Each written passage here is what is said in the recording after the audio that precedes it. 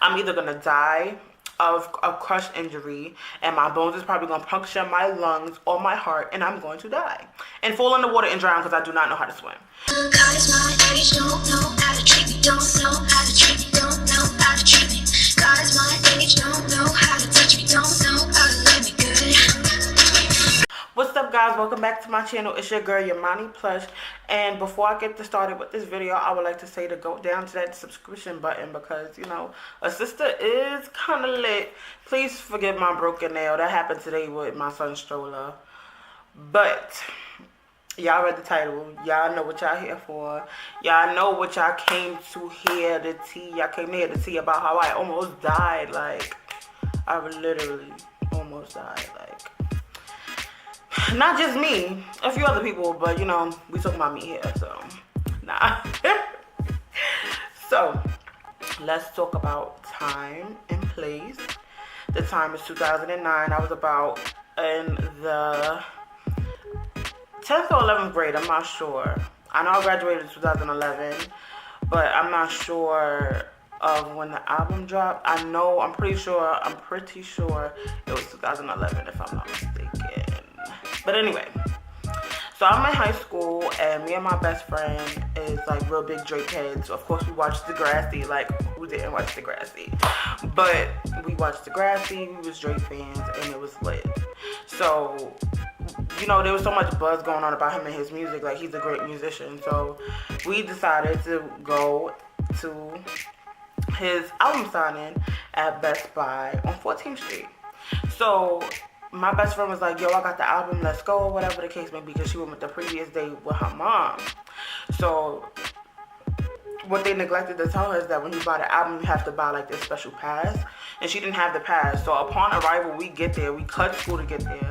It's like his album had to drop somewhere around the summertime because it was extremely hot outside. And I have pictures from that day on my Facebook. I'm gonna post that in these videos. Yeah, I'm kind of red. I look kind of horrible, but y'all gonna see it anyway. But anyway, so we get there upon arrival, and the guard that's doing the event is telling us like, yo, we get there and we see mad people, and we just look so defeated. And he's like, you need a pass. So either way, like, y'all wasn't probably gonna see him anyway. So we was like, oh my god. So the guard saw like the disappointment on our faces, and he was like really, really cool and cute, by the way. And I know it's crazy to say that, but now that I'm thinking back, he was handsome. And he was like, well, if y'all can't see him here, y'all can see him at South Street Seaport. So we like, lit, where's that? And like, give us the deets or whatever. So he's like, oh, it's free, y'all could go, whatever. And we like, do you know how to get there? And you know, his job is to basically guard people from getting crazy or whatever. So we didn't want to really divert him from his job. So we went on like an excursion to South Street Seaport. Now I know that sounds weird with us being from New York, but like, we really did not know how to get there. At that point, I've never been to South Street Seaport, and I don't think my best friend went there not in a car. So we was like, yo, we gonna go. So we hopped on, I believe, the R6 train. I can't remember which train we got on, and I can't remember which stop we got off.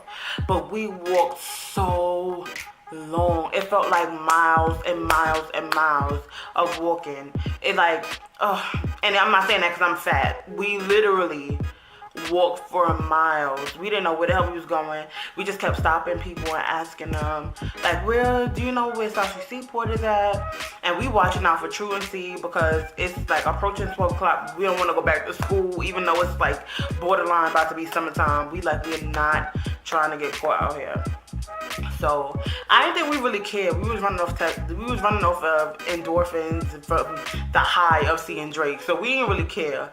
So we finally make it to South Street Seaport. Matter of fact, I'm lying. We met up with two girls because we told the girls we was going, and we was like, they asked us just out of curiosity, like, why are you guys going to South Street Seaport? And we was like, Drake is going, you haven't heard? And they was like, no, we want to come. So they came with us or whatever, and I guess they weren't doing nothing what they did because they just stopped everything they was doing to come with us. We got there or whatever, Upon arrival, getting there, the whole time we walking, so we will have to cut the story for a second. So the whole time we walking for miles and miles and miles. So we so excited to see Drake that we singing all his songs on the way there, or whatever. And we was singing over. We was singing over. That's one of the debut songs from the album or whatever. So, you know what he would be like, I don't. It's the first line of the song, and he'd be like, who the fuck are y'all? And out of nowhere, I just popped up my head. I was like, I'm the bitch that walked from 14th Street, got on the train, got off the train to walk all the way to South Street Seaport. And they was like crying, laughing, or whatever. So I was like, I'm going to say this when he's on stage. Like, I literally am going to say this. Like, let him perform that song if he wants to. I am going to stop the whole show and be like, I'm the bitch that walked all the way. Like, it was severe, y'all. Like, y'all had to be on that trek with us. But y'all, you wouldn't believe me right now, but that trek was something crazy. Like, but anyway, continuing with the story.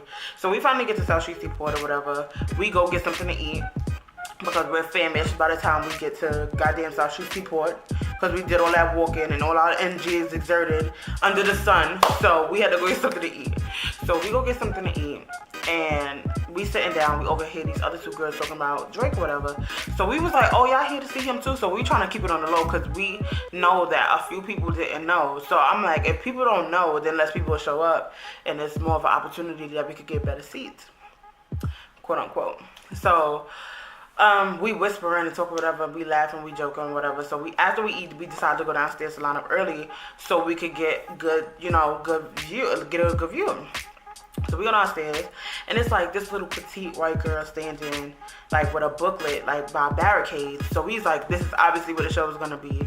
So it's like there's a boat parked, and then it's like the end of the boardwalk and the pier, and it's just water, the boat, and then it's just boardwalk. And then along the boardwalk on this side, on to the left of us is, the mall on South Street Seaport, and the other side is like where you keep walking down the boardwalk. So they had everything blocked off. Everything was sectioned off really well, or whatever, for an event.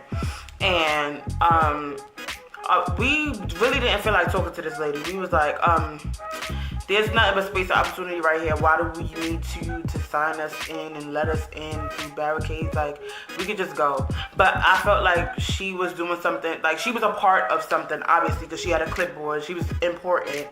So we gave her the time of day, wrote our names down, all this other stuff, blah, blah, blah, for a free-ass concert. So, that smack was kind of hard. God damn. I'm not a bird, y'all. I'm sorry. I don't know where that came from. But anyway, I'm dragging the story out. I'm sorry. I'm trying to remember as I'm talking to y'all. So we get through. We finish letting her feel important for the moment, and we go through the barricades. So we zigzagging or whatever, and we realize that we're the first people there. So we're so excited. We're like, we're gonna be right there in the front, smack down in the front. So the stage is already set up, but there's like no equipment on stage. It's like minimal stuff, like a speaker here, a microphone there. Like, it's nothing too crazy. Like, they still was setting up or whatever. So we stood directly in front. Like, this is the stage, and we stood right here. Like, we was not playing, like, all four of us. Well, 6 of us, since we met the other 2 girls. So it's all 6 of us in the front row or whatever. And we spread out. So me and my best friend, we get giddy. We get so freaking immature sometimes. Like, it's not even funny. But I love this girl to death. We've been best friends since 5 years old. So we do stuff like that. This is us. So we jumping up and down, acting stupid, whatever. So we like, bitch, keep your calm. We don't want people to know why we standing here, whatever. So while we standing there, it's like, maybe about 15-30 minutes pass, and I see people start coming in like droves or whatever. So I'm like, I wonder if they heard about the concert. So they were coming in. So I'm like, oh, obviously people heard, but it don't matter because we in the front. We in the front. So people start coming in, lining up. So as I mentioned, it's extremely hot. So like, the sun is hitting us directly. Like, there's no shade, there's no nothing. We're on the boardwalk in scorching heat. Like, it's hot. It's ass cheeks out there. So we standing there, and the volunteers are starting to give out waters and stuff like that. So these people were obviously a part of a production team or something, because they were like extremely nice, but they were just giving. It was like I don't know. It had to be like a market employee or something to sell his album, because it was a bunch of like people out there just doing the most for a free concert. I'm like, that usually doesn't happen or whatever, especially for an event like an album or something like that. Like, these have to be people a part of his team. So I started realizing, I'm like, we should be like, more nice to these people. And there's people that was just like hogging them down, like, let me get out water, let me get a water. I'm like, hello, it's free, calm down. He'll get around to you. It's like 50 million people out here, calm down. So everybody coming in, everybody's excited or whatever. So I'm just trying to keep my calm, because I know me in crowded places or whatever. It's like, I get so, I hate crowds. But I wasn't thinking about that at the moment, because I'm like, I get to see Drake. Like, and I'm so used to being like within crowds, like on the 106 Park and stuff like that. And I've been to concerts before, but just like something so, it's not really structured, because everybody's like literally in one space. Like, you don't have any, like, once the people started coming, let me say this, once the people started coming, they started removing the barricades, because it's like literally no point. Like, you're gonna have people sectioned off, like, what is roots or something? Like, it didn't make sense. So they started moving the barricades, and it's like, by the time we turned around and looked around, after like an hour, we were like literally at the boats. We turned around, and the people were starting to form in the street. Like, and the street was not close to us. Like, we were in the damn boatyard, and people were literally in the street. Like, and I'm like, yo, this is crazy. This is literally crazy. So we out there for mad long. So we're hearing that Drake is getting ready. They playing his music now. Everybody getting hype. His DJ came out. Like, it was so lit. When I tell you lit, like, the experience felt great like no other. So we out there waiting, we singing, so everybody getting agitated now. Like, we like, yo, where's Drake? Where's Drake? Whatever. We've been out here for like 2 hours now. Like, where's Drake? So people started getting black. Oh my God. People started getting black. So the first phase was exhaustion.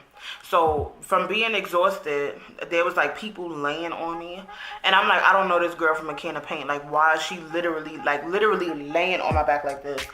And I'm like, and then I turn my head, and she looks back at me, and she's like, is it okay? And I'm like, yeah, that's something you asked before you lay on somebody, but you good. Because I had to think about it. I was like, I was laying up against the barricades myself. I was hot as fuck outside. So I was like, I couldn't blame this girl for wanting to lay on me, because it's hot. You don't got nowhere to sit. There was people sitting on the back of my kneecaps. Like, it was so horrible. Like, leaning up against me, because it was so packed. Like, when I tell you we were packed like sardines, it was so packed. So, with that being said, people started to get agitated after a while. They kept asking the production crew and everybody that was out there, like, what's going on? We need to know, like, if he's coming out or not, so we can leave or whatever. So, people start gotta get black. So, like, in the middle of this section, within everybody of the crowd, people started throwing bottles of piss, glass bottles started flying, people started fighting, they pushing, shoving. So I'm at the barricades, and y'all see I'm a girl that's well endowed, but that's only gonna help to crush my damn sternum and my rib cage and everything else if all these people decide to trample us. Mind you, we're right there by the water, so people was getting on the mic like, please stop the violence, like, Drake is coming out soon, guys, just relax, please just relax. And you think these hooligans will calm the fuck down because it's a free concert and everybody's reaping the benefits of Drake, and nobody wanted to calm down. Like, it was so bad. So it was rumors that people were shooting. I ain't hear no gunshots. I didn't hear no gunshots. You guys probably heard about this situation where Drake, his first free concert in New York, people ruined it. Yeah, so this is the story I'm telling. I was actually there. And he actually talked about it on his documentary for the first album. You know how him and Nicki did the first documentary for both they both did documentaries for their first album. He in his documentary he spoke about it. He was looking out the window looking like he wanted to cry. Like he was like, damn man, I really wanted to show out for New York. And I was watching it at home like, see, look what black folk do. Look what black folk gotta do. Like, I was just so upset. So, back to the chaos. So, people throwing shit, and this is all happening in the middle, and then, like, people starting to get excited at the back, so the back start getting crazy. So, that only leads to the front getting targeted. So, everybody's pushing and shoving and fighting or whatever, and people's fearing for their lives. So, they scrambling any way they can. So, I got my best friend's hand, we looking nervous as fuck in each other's eyes. We forgot that we came with 4 other girls. We was like, listen, it's just me and this bitch right here. Like, we known each other since we was 5 years old. We're escaping out of this fucking hellhole. So, we looking around. We trying to figure out if shit is gonna die down, if we stay or not. So, they like, if you don't calm down, Drake is not gonna come. So, they made the mistake of saying, okay, since you guys don't want to come down, calm down, Drake is not coming out. That caused like the biggest uproar. I was so scared for my life, and we're literally like, this is the stage. Was the stage on the water or was it? No, it was on ground. Right behind the stage was the water. Like you could literally look down and see water. But me seeing probably thousands, 100,000 people behind me, I'm going in that water. If people are pushing and shoving enough, these barricades are not going to hold everybody back. I'm either going to die of a crush injury, and my bones is probably going to puncture my lungs or my heart, and I'm going to die. And fall in the water and drown because I do not know how to swim. So me and my best friend, we looking at each other. We're panicking, but we're trying to think rational. So we see everybody like spreading out and running. So we like, you know what? We black. We running. So we interlocked hands really tight. Like our hands were red by the time we got to safety, like fire red. We interlocked hands so tight and we just hopped over the barricades like we was, what's her name? Joyner Kersey. That's her name, right? We hopped over them barricades like we was Joyner Kersey and we got up out of there. Do you hear me? We climbed over microphone cords, speaker cords.